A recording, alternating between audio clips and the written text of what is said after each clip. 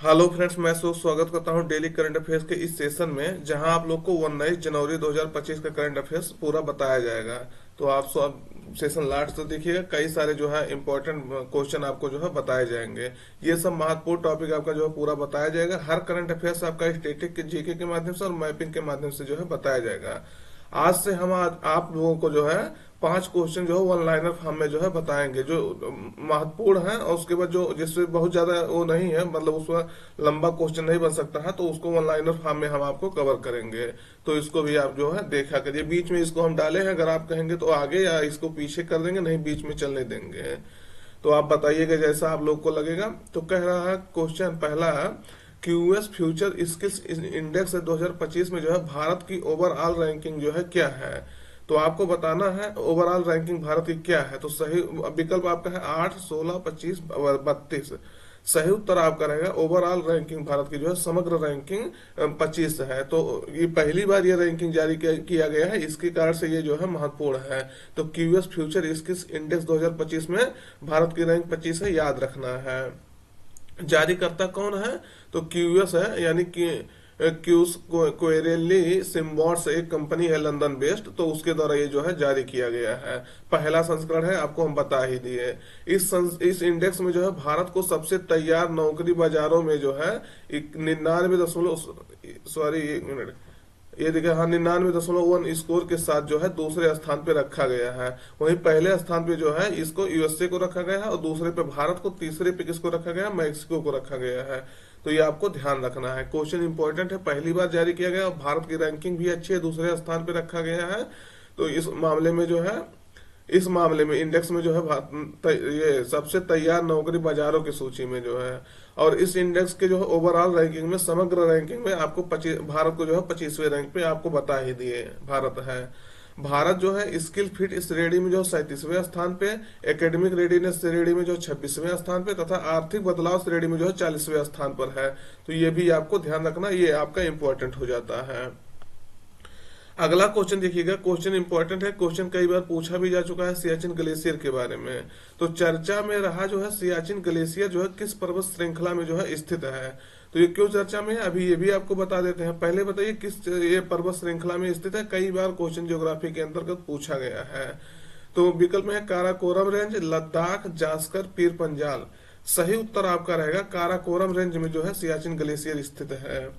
तो देखिएगा, काराकोरम रेंज में जो है स्थित सियाचिन ग्लेशियर में भारतीय दूरसंचार फर्म द्वारा जो है 4G और 5G नेटवर्क की सेवाएं जो है वहां प्रदान की गई है। तो इसके कारण से ये जो है न्यूज में था। और ये एक बार नहीं, सियाचिन ग्लेशियर के बारे में कई बार क्वेश्चन पूछा जा चुका है।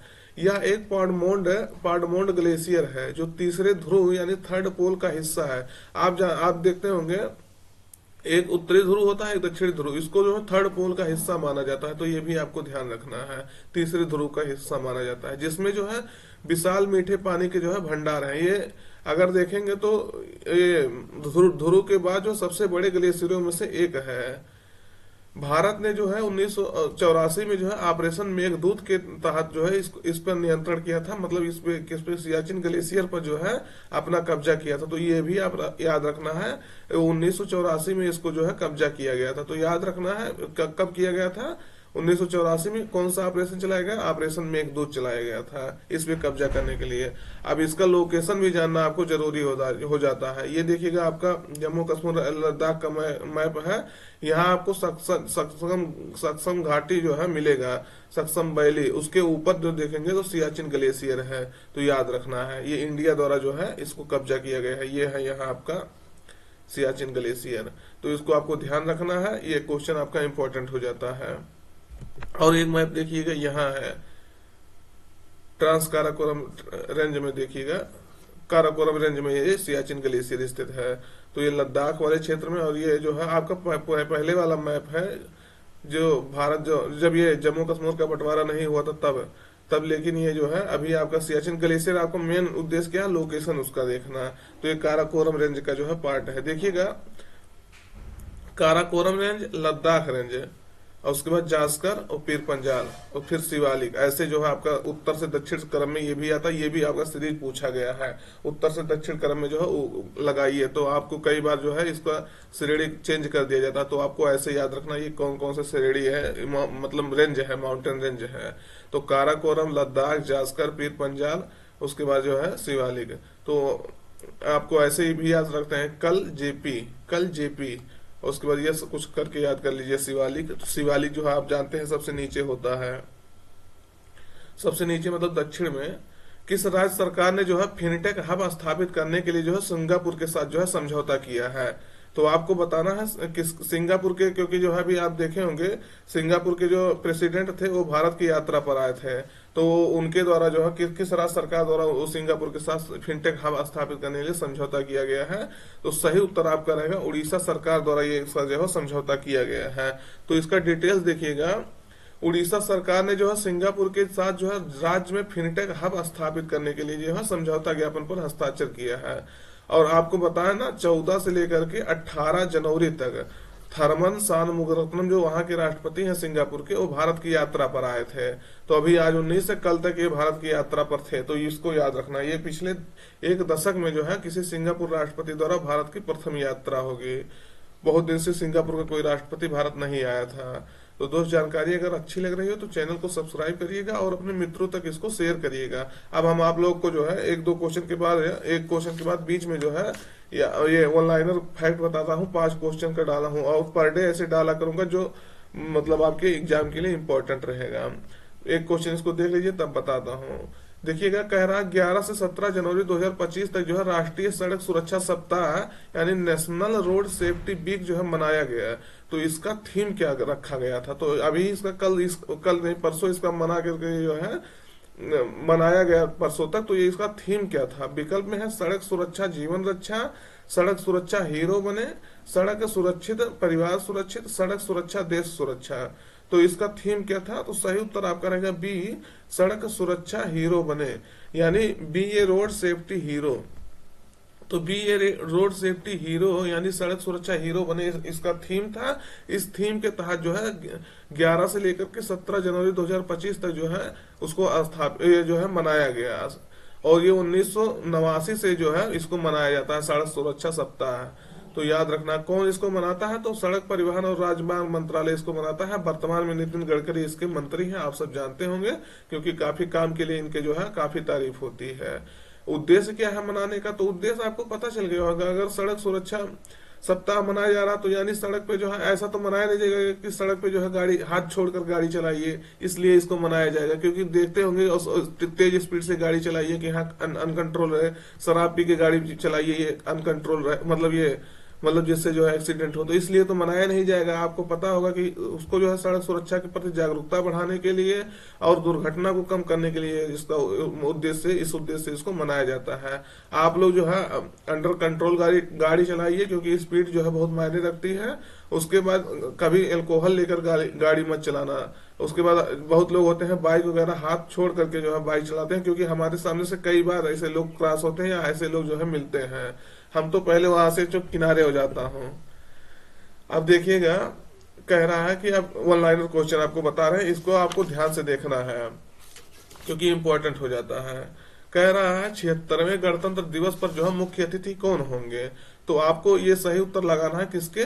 इंडोनेशिया के जो है राष्ट्रपति हैं कौन? पर बोबो सुबियांतो। ये आपसे जो है आपको ये याद रखना है। तो ये हम आपको जो है लिख के बताते हैं, क्योंकि जो है जिससे आप इस पे ध्यान दें, उसके बाद आप इसको जो है लिखें, क्योंकि कई बार इसको क्वेश्चन को बता दिया हूं, लेकिन अभी ये आने वाला है, फिर इसकी घोषणा की गई है। तो परबोयो सुबियांतो को जो है यहाँ मुख्य अतिथि होने वाले हैं 26 जनवरी के दिन, मतलब। तो याद रखना गणतंत्र दिवस पर ये चौथे राष्ट्रपति होंगे जो यहाँ के मतलब गणतंत्र दिवस पर मुख्य अतिथि होने वाले हैं। क्योंकि जब 1950 में भारत जो है गणतंत्र बना था, तो तब भी वहां के जो सुकर्णो पहले जो है मुख्य अतिथि जो गणतंत्र दिवस पर वही इंडोनेशिया के राष्ट्रपति ही थे, सुकर्णो। तो ये भी याद रखना। अभी तक जो है 4 राष्ट्रपति जो है वहां के आ चुके हैं गणतंत्र दिवस के मुख्य अतिथि के रूप में। अगला क्वेश्चन देखिएगा, विश्व बैंक ने जो है भारत के विकास दर जो है कितना रहने का अनुमान रखा लगाया है। तो विश्व बैंक ने जो है कितना अनुमान लगाया है, तो इसको आपको याद रखना 6.7% जो है। देखिएगा आईएमएफ ने जो कुछ लगाया है, आईएमएफ ने लगभग लगभग 6.5 लगाया है, लेकिन ये विश्व बैंक ने लगाया है। तो विश्व बैंक कितना लगाया है, तो 6.7% लगाया भारत की विकास दर। तो इसको आपको ध्यान रखना है। विश्व बैंक की अगर देखेंगे बात करेंगे तो 1944 में स्थापित किया गया था ये संगठन। उसके बाद इसका हेडक्वार्टर जो है वाशिंगटन डीसी में है। वाशिंगटन डीसी कहाँ, यानी यूएसए में है, यूएसए की राजधानी है। 189 सदस्य इसके जो है सदस्य हैं, इसको भी आपको ध्यान रखना है। और अगला क्वेश्चन देखिएगा, प्लास्टिक प्लास्टिक मुक्त महाकुंभ के लिए कौन कौन सा अभियान जो है चलाया गया है। तो प्लास्टिक मुक्त अभियान के लिए जो है महाकुंभ, आपको पता होगा महाकुंभ जो है 13 जनवरी से लेकर के 26 फरवरी तक प्रारंभ हो गया है। तो इसके मतलब यहाँ जो है महाकुंभ के लिए, प्लास्टिक मुक्त महाकुंभ के लिए अभियान चलाया गया है। इसको ध्यान रखना, क्योंकि एक प्लेट एक थैला नामक अभियान जो है चलाया गया है। एक प्लेट एक थैला, तो ये आपको ध्यान रखना है।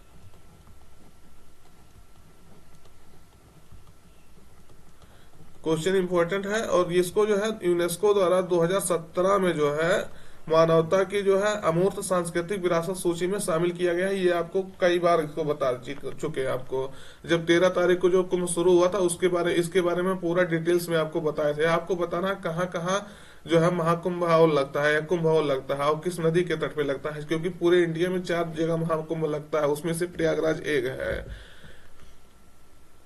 अगला क्वेश्चन देखिएगा, बीके सिंह ने जो है कहाँ के राज्यपाल के रूप में जो है शपथ लिया है। तो कहाँ के राज्यपाल के रूप में शपथ लिए हैं, तो आपको बताना है। वैसे सही उत्तर आपका रहेगा मिजोरम के रूप में, मिजोरम के राज्यपाल के रूप में इन्होंने शपथ लिया है। पूर्व जनरल रह चुके थे, तो इनको भी जब 5 राज्यों के राज्यपाल को जो है हटाया गया था, तो उसके बारे में हम आपको 4 से 5 मिनट का स्पेशल सेशन लिए थे। वो आप जाकर के देखेंगे तो एक सेशन आपको जरूर मिलेगा, पूरा राज्यपाल के बारे में आपको कवर किए थे। फिर अगला देखिएगा, उड़ीसा सरकार द्वारा जो है आपातकाल के कैदियों को जो है कितनी मासिक पेंशन देने की जो है घोषणा की गई है। तो उड़ीसा सरकार द्वारा जो है 20,000 रुपया प्रति मंथ है। देखिएगा 20,000 रुपया प्रति मंथ जो है आपातकाल यानी इमरजेंसी जब लगा था 1975 में देश में, तो उसके जो वहां जो अरेस्ट किए गए थे, वो कैदी बनाए गए थे, उनको जो है 20,000 रुपया प्रति माह देने के लिए घोषणा किया गया। हमको लग रहा है हमारे हिसाब से 1975 में हुआ था, आज 50 साल होने वाले होने वाले क्या हो गए लगभग लगभग। तो 50 साल में बहुत कम लोग बचे होंगे जो मतलब इमरजेंसी के दौरान कैदी बनाए गए थे। हम अपना अनुमान लगा रहे हैं, जहां तक कम ही लोग बचे होंगे। तो फिर आज का मतलब ये वन लाइनर वाला सेशन यही रखते हैं। उसके बाद आप क्वेश्चन वाला सेशन शुरू करते हैं। तो वन लाइनर आपका 5 क्वेश्चन जो है ऐसे मिलता रहेगा कि आपको इसके बारे में कुछ अगर सुझाव देना है तो सुझाव दे सकते हैं, निश्चित रूप से उस पर कार्रवाई किया जाएगा।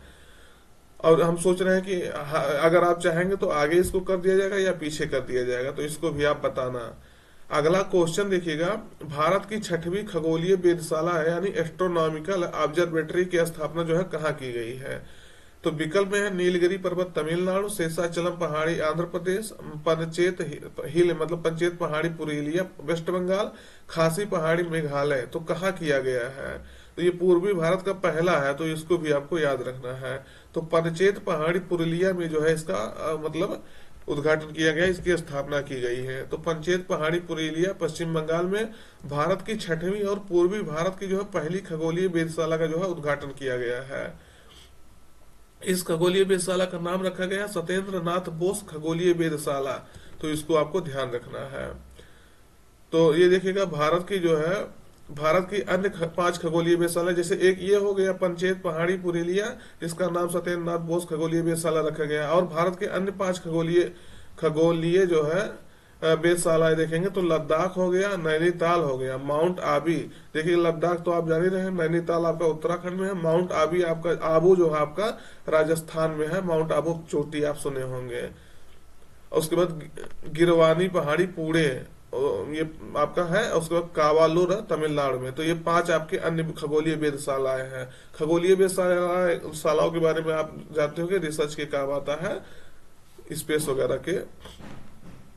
इसका निर्माण कौन किया है? तो निर्माण इसको जो किया है Satyendra Nath Bose National Centre for Basic Science, तो इसके द्वारा इसको जो है निर्माण किया गया है। तो ये आपको ध्यान रखना इम्पोर्टेंट हो जाता है, क्योंकि जो है ये न्यूज में काफी था। भारत पूर्वी भारत की पहली है, और ये एक जो है अगर देखेंगे Satyendra Nath Bose National Centre for Basic Science, तो ये आपका जो एक स्वायत्त संस्थान है जो अनुसंधान के क्षेत्र में कार्य करता है। 1986 से जो है ये कार्य कर रहा है। विज्ञान और प्रौद्योगिकी विभाग के तहत ये भारत सरकार के तहत कार्य करता है। वेस्ट बंगाल में इसका हेडक्वार्टर है, वेस्ट बंगाल के कोलकाता में। अगला क्वेश्चन देखिएगा, भारतीय क्रिकेट कंट्रोल बोर्ड का जो है बीसीसीआई यानी भारतीय क्रिकेट कंट्रोल बोर्ड यानी बीसीसीआई का जो है लोकपाल किसे नियुक्त किया गया है? तो किसे नियुक्त किया गया है? विकल्प में अरुण मिश्रा, यस बोबड़े, रंजन गोगोई, यस परमेश। सही उत्तर आपका रहेगा अरुण कुमार मिश्रा को जो है बीसीसीआई का लोकपाल नियुक्त किया गया। लोकपाल मतलब आप जानते होंगे, कोई भी जो है इसमें जो है धांधली ना करने पाए, इस सब की जो है जांच करने के लिए। तो लोकपाल जो है ये एक इंटरनल कमेटी होती है। जैसे लोकपाल आपका नॉर्मल लोकपाल होता है, जो कोई जो है घोटाला को जो है उजागर करता है, उसकी जांच करता है। तो बीसीसीआई के अंतर्गत जो है एक लोकपाल की नियुक्ति की गई अरुण कुमार मिश्रा के निगरानी में। ये जो है आपको पता होगा, ये पूर्व जो है न्यायाधीश रह चुके हैं। अरुण मिश्रा जो है, अरुण कुमार मिश्रा पूर्व न्यायाधीश रहे थे सुप्रीम कोर्ट के। तो भारत के सुप्रीम कोर्ट के पूर्व न्यायाधीश, और अभी जो है हाल ही में इनका रिटायरमेंट हुई है। राष्ट्रीय मानवाधिकार आयोग नेशनल ह्यूमन राइट्स कमीशन के पद पे जो है 1 जून 2024 को ये रिटायर हुए थे। तो पूर्व अध्यक्ष इसके रह चुके हैं। अरुण कुमार मिश्रा को बीसीसीआई का लोकपाल नियुक्त किया गया है। तो ये भी आपको ध्यान रखना है। अभी आपको बताना है नेशनल ह्यूमन राइट कमीशन का जो वर्तमान में चेयरमैन कौन बन गया है। तो आपको कई बार इसको बता चुके थे जब इसका इनकी नियुक्ति हुई थी।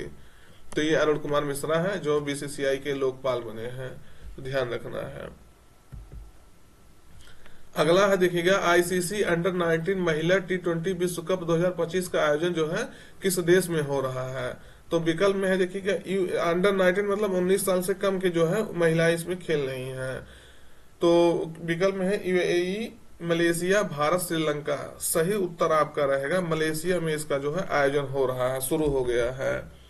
तो 18 से लेकर के 2 फरवरी तक इसका आयोजन होगा, तो इसको ध्यान रखना है। मलेशिया में हो रहा, दूसरा संस्करण है इसका ये। और उसके बाद भारत की टीम जो की कप्तान है निक्की प्रसाद, ये है देखिएगा निक्की प्रसाद आपके। तो इनके जो है कप्तानशिप में जो है यहाँ आयोजन हो रहा है मलेशिया में। तो इसको ध्यान रखना है। मतलब आईसीसी अंडर 19 महिला T20 विश्व कप हो रहा है निक्की प्रसाद की निगरानी में। मतलब अगुवाई में कह लीजिए, निगरानी में कह लीजिए, कप्तानी में कह लीजिए, जो भी कह लीजिए आपकी इच्छा है। तो ये मलेशिया आपका मतलब ये मलेशिया का आपका मैप है। कुआलालंपुर इसका जो है राजधानी है, तो ध्यान रखना है। साउथ चाइना सी के आसपास इस देश है। अगला देखिएगा, दुनिया का सबसे शक्तिशाली हाइड्रोजन ईंधन चालित इंजन जो है किस देश द्वारा विकसित किया गया है? तो विकल्प में यूएसए, भारत, जर्मनी, चीन। सही उत्तर रहेगा अपने प्यारे देश भारत द्वारा जो है इसका विकास किया गया है। हाइड्रोजन ईंधन चालित इंजन मतलब रेलवे इंजन है ये, जो अभी तक दुनिया की सबसे शक्तिशाली जो है इंजन है। तो देखिएगा भारतीय रेलवे द्वारा जो है स्वदेशी तकनीक का प्रयोग करके जो है दुनिया की सबसे इंडिजिनस टेक्नोलॉजी का यूज किया गया है। ये भी आपका ध्यान रखना है। सबसे शक्तिशाली हाइड्रोजन से चलने वाली ईंधन जो ट्रेन इंजन जो है बनाया गया है। ट्रेन ईंधन से मतलब ये ट्रेन के लिए जो है कार्य करेगा, ट्रेन इंजन के लिए कार्य करेगा। तो हाइड्रोजन आप जानते होंगे स्वच्छ जो है ऊर्जा होता है। तो ये जो है सस्टेनेबल डेवलपमेंट गोल्स की तरफ बढ़ता हुआ एक कदम इसको मान सकते हैं। तो इंजन की शक्ति अगर देखेंगे तो 1200 हार्स पावर है।